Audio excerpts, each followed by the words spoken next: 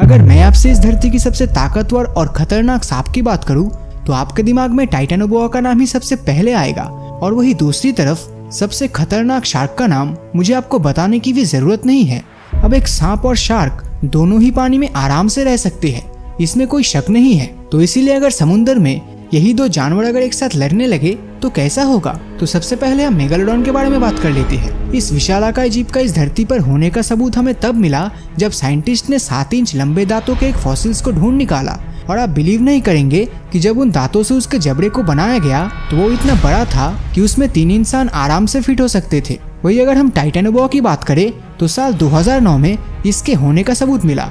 इस समय उन्हें जमीन के नीचे से 42 फीट लंबे सांप के फॉसिल्स मिले। इंसानों को जब इस सांप के बारे में पता चला तो वो हैरान हो गए, क्योंकि उन्हें यकीन ही नहीं हो रहा था कि धरती पर इतने बड़े सांप भी कभी एग्जिस्ट करते थे। मेगालोडॉन आज से 2.5 करोड़ साल पहले समुद्र पर राज किया करते थे और वो आज से 36 लाख साल पहले ही विलुप्त हो गए। और दूसरी ओर टाइटेनोबोआ इस धरती पर 6 करोड़ साल पहले से रहते थे, लेकिन वो मेगालोडॉन के आने से पहले ही इस धरती से खत्म हो चुके थे। जिसका सीधा मतलब ये है कि इन दोनों जीवों की आपस में लड़ाई कभी नहीं हुई। लेकिन क्या आपने कभी सोचा है कि धरती के सबसे बड़े सांप के साथ अगर सबसे बड़े शार्क की लड़ाई होती तो उनमें से कौन जीतता?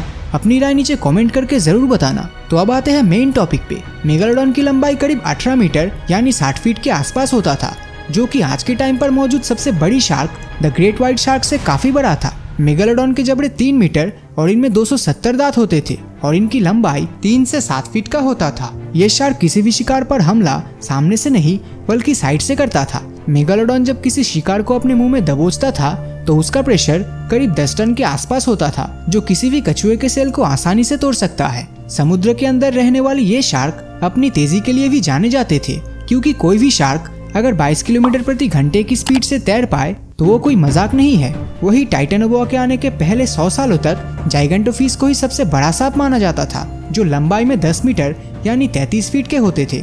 और साइंटिस्टों का दावा था कि इससे बड़े सांप इतिहास में कभी एग्जिस्ट ही नहीं कर सकता।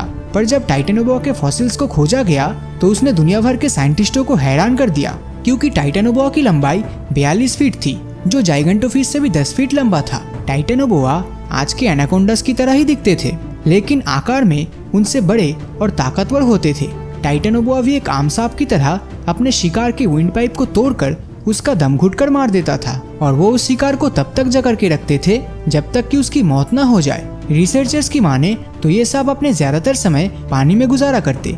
मेगालोडॉन की तरह ये भी पानी में बहुत तेजी से तैर सकता था, पर उनके तैरने की रफ्तार 10 किलोमीटर प्रति घंटे के आसपास था, जो मेगालोडॉन की रफ्तार का आधा भी नहीं था। इसका मतलब ये निकलता है कि रफ्तार के मामले में मेगालोडॉन टाइटेनोबोआ से काफी आगे है। तो अगर टाइटेनोबोआ को मेगालोडॉन से जीतना है तो उसे सबसे पहले मेगालोडॉन के शरीर को जकड़ना होगा, क्योंकि टाइटेनोबोआ आखिर एक बहुत बड़ा सांप ही है और हर सांप की तरह वो भी अपने शिकार को दबोचकर ही मार सकता था। लेकिन मेगालोडॉन के शरीर को जकड़ना लगभग नामुमकिन होगा, क्योंकि जहाँ टाइटेनोबोआ की लंबाई 42 फीट है तो ही मेगालोडॉन की लंबाई 60 से 70 फीट के आसपास था। और एक मेगालोडॉन का वजन 10 हाथियों के बराबर हुआ करता था, जो टाइटेनोबोआ के वजन से करीब 8 गुना ज्यादा है। जिसका सीधा मतलब ये है कि टाइटेनोबोआ अगर मेगालोडॉन के शरीर को जकड़ भी ले तब भी उसे जान से मार पाना नामुमकिन हो जाता, क्योंकि मेगालोडॉन के लिए उसके जकड़न को तोड़ना कोई बड़ी बात नहीं होती। इन दोनों की लड़ाई में अगर देखा जाए तो टाइटेनोबोआ की लंबाई ही उसके लिए सबसे बड़ा डिसएडवांटेज हो जाता,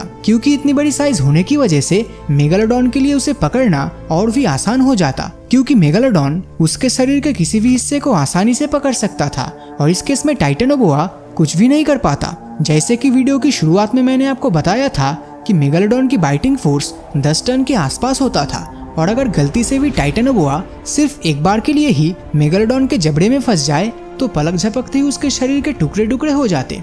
और तो और टाइटेनोबोआ के पूरे शरीर को खाने के बाद भी मेगालोडॉन का पेट नहीं भरता। तो आई होप इन सब इन्फॉर्मेशन से आपका सारा डाउट क्लियर हो गया होगा कि इन दोनों की लड़ाई में आखिर कौन जीतता। लेकिन मैं आपकी राय भी जानना चाहता हूँ, जो आप नीचे कमेंट करके बता सकते हैं। तो अगर ये वीडियो आपको अच्छा लगा हो तो इस वीडियो को लाइक और अपने दोस्तों के साथ शेयर करना मत भूलना। और अगर अभी तक आपने हमारे चैनल को सब्सक्राइब नहीं किया है तो सब्सक्राइब करके नोटिफिकेशन बेल को ऑन कर दीजिए, क्योंकि मैं ऐसे ही वीडियोस हर हफ्ते लाता रहता हूँ। तो मिलता हूँ आपसे अगले वीडियो में, और हमेशा की तरह थैंक्स फॉर वॉचिंग।